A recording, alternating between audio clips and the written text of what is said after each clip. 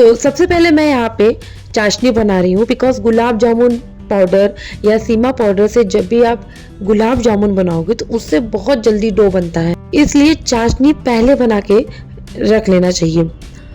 और जिससे डो बनाने के बाद हमें वेट ना करना पड़े। एक कटोरी का ही नाप रखेंगे, जिस कटोरी से आप चीनी ले रहे हैं उतनी कटोरी आप पानी लेंगे। तो मैं यहाँ पे आधा पैकेट बनाऊंगी, इसलिए क्वांटिटी आधा यूज़ करूंगी। अगर आप पूरा पैकेट सीमा पाउडर का यूज़ कर रहे हैं तो 250 ग्राम चीनी लेंगे और 200 ml पानी लेंगे। तो अब धीमी आंच पे चीनी और पानी को पकने देंगे, बिकॉज धीमी आंच पे इसका टेक्सचर और स्मूथ हो जाता है, इसलिए इसको बहुत तेज आंच पे नहीं रखना, ना मीडियम आंच पे, एकदम स्लो आंच पे इसे हम लोग रख देंगे। अब एक दूसरे पैन या कढ़ाई लेंगे जिसका तला गहरा होगा, उसमें हम लोग रिफाइंड ऑयल या आप देसी घी चाहो तो उसमें बना सकते हो। रिफाइंड ऑयल से कलर अच्छा आता है और देसी घी से टेस्ट अच्छा आता है।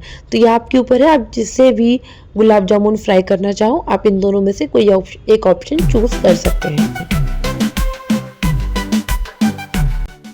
तो जब तक ऑयल गर्म हो रहा है तब तक मैं गुलाब जामुन का डो तैयार कर लूँगी। सीमा पाउडर का डो पानी में मिलाते ही तुरंत सेट हो जाता है, इसलिए इसको थोड़ी देर के लिए भी मत रखिएगा, वरना डो सूख जाएगा और फ्राई करते वक्त इसमें क्रैक्स आ जाएंगे। इसी रीज़न से हमने चाशनी को पहले बनाया। तो डो बनाने से पहले मैं एक छोटा सा काम और करूँगी। मैं यहाँ पे ड्राई फ्रूट्स को छोटे छोटे टुकड़ों में काट लूँगी और शुगर सिरप में भी 2-3 स्ट्रैंड्स में केसर का ऐड करूँगी और इलायची ये ऐड कर दूँगी। अगर आपके पास केसर हो तो बिल्कुल डालिएगा, वरना इसको ये ऑप्शनल है, आप इसको स्किप भी कर सकते हैं। अब चाशनी को अच्छे से मिला लेंगे। अच्छा, चाशनी चेक करने का तरीका मैं तार वगैरह नहीं बताऊंगी। चाशनी जब परफेक्टली बन जाती है ना, तो आप उसको हाथ में लेके ऐसे थोड़ा सा रब करोगे तो वो ऑयल जैसा लगेगा, तब आप समझ जाना कि चाशनी परफेक्ट है। फिलहाल अभी चाशनी बनी नहीं है, धीमी आंच पे है। अब हम चलते हैं डो बनाने के लिए। तो डो को नीट करने के लिए पानी का नहीं इस्तेमाल करेंगे, यहाँ इस्तेमाल करेंगे दूध का। और दूध जो भी होगा वो बहुत ज़्यादा ठंडा नहीं होगा और ना ही गर्म होगा, ये बिल्कुल एकदम रूम टेम्परेचर पे दूध होना चाहिए। दूध के से अगर आप इसको नीट करेंगे, सानेंगे इसको, तो गुलाब जामुन बहुत स्मूथ बनता है और बहुत सॉफ्ट बनता है, क्रैक्स फ्री बनता है और फ्राई करते वक्त गुलाब जामुन इवनली फूलते हैं।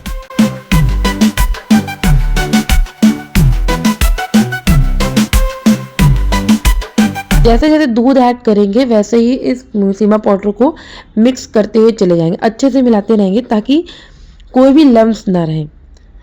मैं इस पार्ट को ना फास्ट फॉरवर्ड इसलिए नहीं करी क्योंकि आपको एग्जैक्ट तरीका दिख जाए कि बहुत ज़्यादा इसे स्मूथ नहीं करना है, ठीक है। इस बात का ध्यान रखें, इसको गीला ही रखना है, बस इस बात इतना आपको इसको मसलना है कि इसमें लम्स ना रहे। डो को ज़्यादा मसलना नहीं, बस दूध थोड़ा थोड़ा ऐड करते रहेंगे और पूरे पाउडर को सॉफ्टली इकट्ठा कर लेंगे। लास्ट में इसमें आधा चम्मच रिफाइंड ऑयल ऐड करके सब मसल लेंगे और हाथों में थोड़ा सा ऑयल लगा के एक बार चेक कर लेंगे कि डो सही से बन रहा है कि नहीं।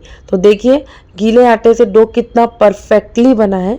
और एक बार और इसे थोड़ा सा बड़े शेप में बना के देखो तो देखिए एकदम परफेक्ट शेप बना है। मैं आपको एक चीज़ और दिखाऊंगी, कभी कभी डो देखने में परफेक्ट लगता है पर असल में हल्का सूख गया होता है, वैसा डो फ्राई करते वक्त पकड़ नहीं पाता और उसमें क्रैक्स ज़रूर आते हैं। इसलिए जितनी कोशिश हो कर सकते हैं डो को थोड़ा गीला ही रखें। यही गुलाब जामुन के लिए परफेक्ट टेक्सचर का सबसे इम्पॉर्टेंट सीक्रेट है। तो सेम इसी प्रोसेस से आप सारे बॉल्स को बना लेंगे। अच्छा, मैं अभी एक यहाँ छोटा सा डो का बॉल चेक करके करूँगी, रिफाइंड ऑयल में ऐड करके देखूँगी। जब उसमें से साइड से बबल्स निकलने लगे और वो तला छोड़ दे तब आप समझ लीजिएगा ऑयल परफेक्टली कुकड हुआ है। तो अभी ये तला नहीं छोड़ा है, तब तक के लिए हम सारे बॉल्स तैयार कर लेते हैं। तो हाथों में ऑयल लगाएंगे, इसको डो को थोड़ा मसल लेंगे। अब इसमें स्टफिंग भरेंगे। एक चीज़ और, अगर आप बिगिनर्स हो तो स्टफिंग मत भरना, थोड़ा सा यहाँ पे ट्रिकी हो जाता है। अगर आप 2-4 बार बना चुके हो तब तो ठीक है, वरना आप इस पार्ट को स्किप कर सकते हैं।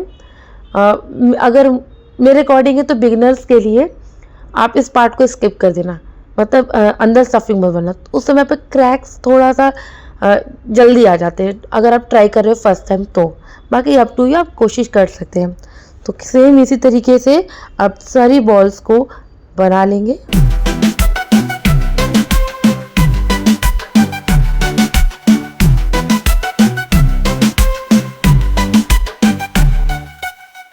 मैं यहाँ पे थोड़ा सा बड़े साइज़ का गुलाब जामुन बना रही हूँ, बट आप अपने हिसाब से कोई भी साइज़ का रख सकते हैं। बस इस बात का याद रखना कि जो साइज़ का डो बॉल बनाते हैं वो फ्राई होने के बाद ऑलमोस्ट डबल हो जाता है, और चाशनी में जाने के बाद तो और भी फूल जाता है। तो इसलिए साइज़ को थोड़ा स्मॉल मीडियम रखना बेस्ट होता है।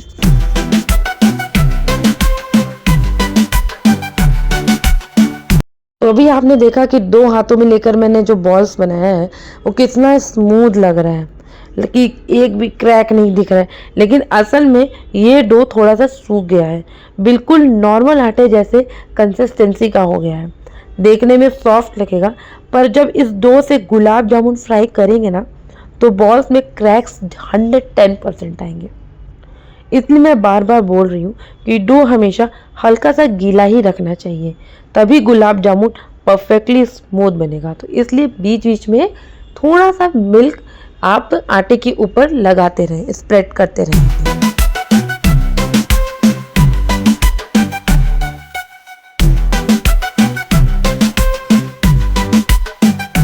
इस बात का ध्यान रखना है कि डो बिल्कुल भी सूखने ना पाए, बस यही सबसे बड़ी गलती होती है। तो चलिए गुलाब जामुन को फिल कर लेते हैं और सारे बॉल्स को बना लेते हैं। हर बॉल्स के अंदर थोड़ा थोड़ा सा ड्राई फ्रूट्स भर देंगे और फिर बहुत ही हल्के हाथों से राउंड शेप बना देंगे। बॉल्स बनाते वक्त हाथ के एक ही डायरेक्शन में घुमाते रहना है, इसलिए बॉल बहुत स्मूथ और जल्दी बन जाता है।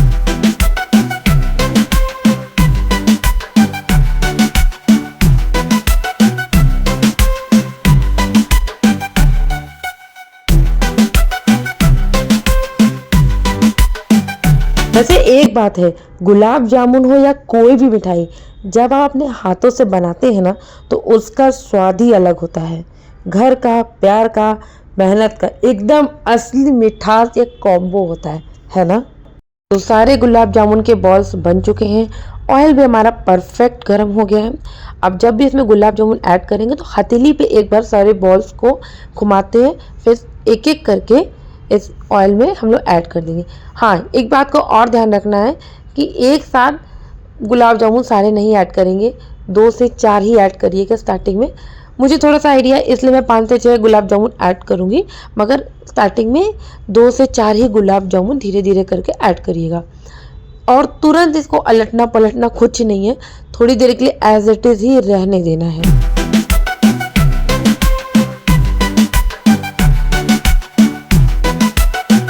आप देख सकते हैं कि गुलाब जामुन साइज में बिल्कुल डबल हो गया है। ये परफेक्ट फ्राइंग का साइन होता है। तो जब बबल्स आने लगते हैं और गुलाब जामुन हल्का सा ऊपर आने लगा तो समझ जाए कि ऑयल परफेक्ट टेम्परेचर पे है। इस पॉइंट पे हम गुलाब जामुन को पलट कर दूसरी साइड से कर लेंगे, मगर हाँ, उससे पहले एक छोटा सा चेक करेंगे कि गुलाब जामुन परफेक्टली नीचे से कुक हुआ है कि नहीं। तो कढ़ाई के दोनों कान से पकड़ के इसको जेंटली हम घुमाएंगे। अगर गुलाब जामुन तेल में तैर रहा है और बेस से चिपक नहीं रहा है तो वो पलटने के लिए रेडी है।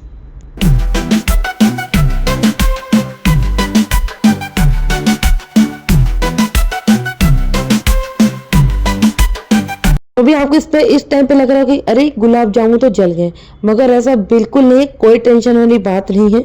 ये एक सिंपल नॉर्मल प्रोसेस है, गुलाब जामुन बिल्कुल अंदर से नहीं जले हैं। ये भी चाशनी में जाते ही इसका कलर नेचुरली लाइट हो जाएगा और आपको जला हुआ जो लग रहा है ना वो एक्चुअली बिल्कुल भी जला हुआ नहीं है। तो इस बात पे आप बिल्कुल डरिए मत। हल्का से तेल, अगर तेल गर्म हो जाता है तो वो तले से थोड़ा चिपक जाता है, मगर सारे फ्राई गुलाब जामुन को एक टिश्यू पेपर पे ज़रूर निकालिएगा ताकि एक्स्ट्रा ऑयल निकल जाए।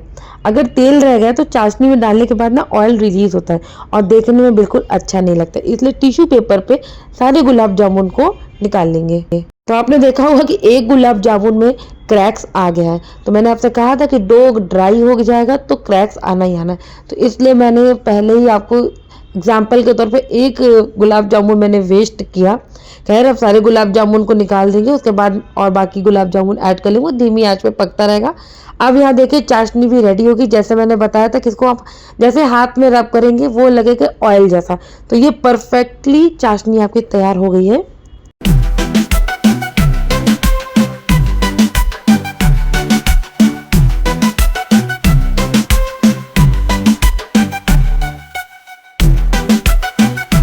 अब सभी गुलाब जामुन को धीरे धीरे करके चाशनी में ऐड करेंगे। मैं यहाँ पे सिलिकॉन का स्पैचुला यूज़ करूँगी ताकि पलटते वक्त गुलाब जामुन टूट ना जाए। बहुत ही केयरफुली हल्के हाथों से गुलाब जामुन को चाशनी में उलटना पलटना है ताकि चाशनी हर तरफ से इवनली सोक हो जाए। तो सारे गुलाब जामुन को ऐड करने के बाद चाशनी में थोड़ा सा बॉईल लेंगे 1 से 2 मिनट तक, फिर उसके बाद गैस को ऑफ कर देंगे।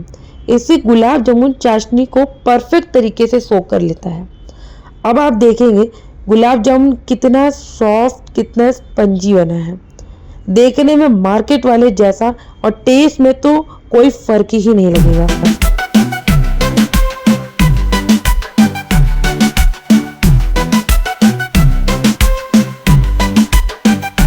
तो बस रेडी हमारे गर्मा गर्म सॉफ्ट और जूसी गुलाब जामुन। आप एक बार इस तरीके से बना के ज़रूर देखना। घर का टेस्ट, सफाई और प्यार सब मिलकर बिल्कुल मार्केट से भी ज़्यादा टेस्टी बना देते हैं। अगर वीडियो पसंद आई हो तो लाइक, शेयर और सब्सक्राइब करना ना भूलना। मिलते हैं नेक्स्ट रेसिपी में, तब तक के लिए खुश रहिए और घर का स्वाद बनाए रखें। Bye bye, take care.